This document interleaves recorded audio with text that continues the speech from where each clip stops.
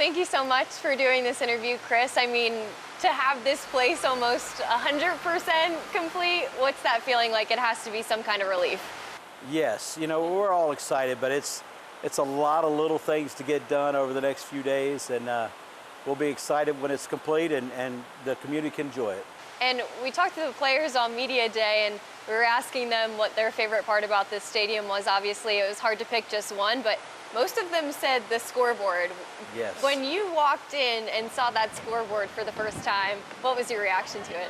You know what? It took my breath away. I mean, it's something we've talked about for months, the scoreboard, and the guys with visual have been working hard to get it finished, but, weather or what have you, it's kind of slowed the process a little bit. But when it turned on for the first time I was here, I was like, whoa, that's amazing. It's a beautiful scoreboard. Just the picture is so crisp. I was telling someone earlier today, our video board back in Kodak was in 2008, was installed then, and we've been operating on that same one for all these years. It's amazing it continued to work, but night and day difference. Yeah.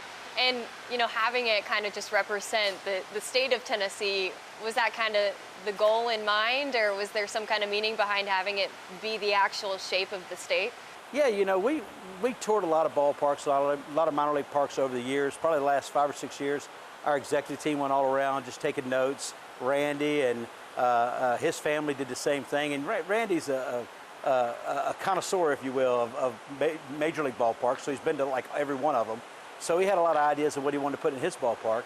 But one thing stuck in my mind, we visited Nashville and we saw their guitar-shaped video board. And I'm thinking, that's a great idea. I mean, perfect for Nashville to have a guitar-shaped video board. And then I started thinking, well, we're the Tennessee Smokies. Not anymore, we're Knoxville Smokies now, but we were the Tennessee Smokies. But you know what, Tennesseans are so proud of their state and everything about it. We thought it would go over real well, and so far it's been eye-catching for everyone when they walked in. So. Yeah, and I mentioned when you first walked in here and kind of saw everything done and complete, what was one thing that, really stood out to you besides the scoreboard, besides just the stadium itself? What's your favorite part about this place? You know what I like about it? You're not going to find another park like it in the country. It's so unique with the two big buildings on both sides. We got apartments on one side, condos on the other. Just the layout of the seating bowl, the fact that our main club is directly behind home plate, where in many cases you have your press box behind home plate. So you give your best view of all the people working behind home plate. We wanted to give it to our fans, people that are really making this thing happen at the end of the day. So that, and just there's so many unique things about this ballpark. But really it's got that big league feel because you've got these big buildings beside it.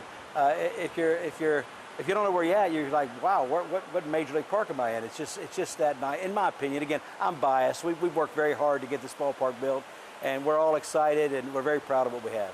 When fans get in here for the first time and they see this whole thing, what's maybe one thing that they won't be able to visibly see that is exciting, or maybe a behind-the-scenes feature about this ballpark?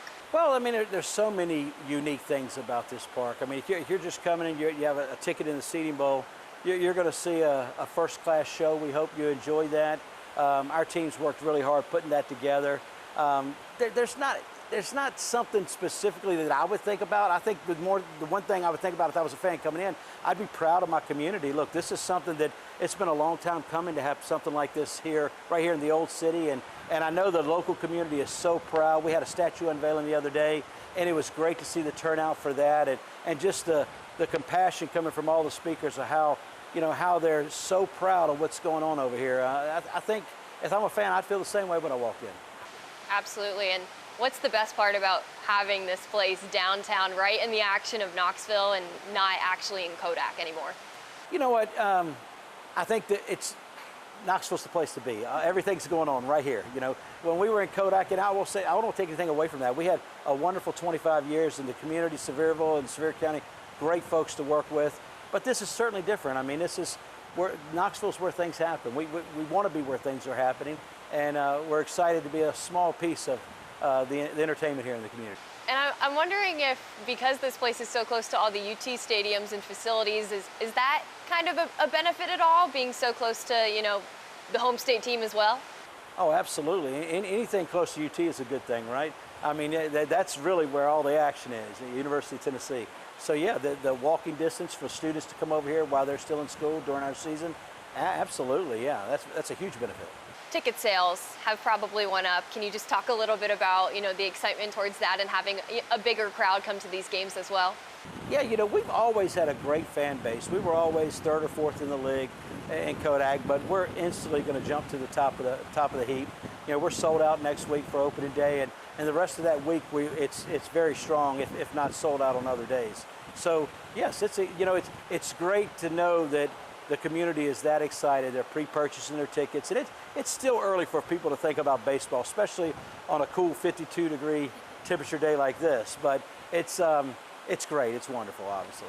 And the players said that when they first walked in here, it didn't feel like a minor league stadium at all. It felt like it was a major league stadium. Is that something you guys really wanted to hone in on and make it feel like it was bigger than the minors too?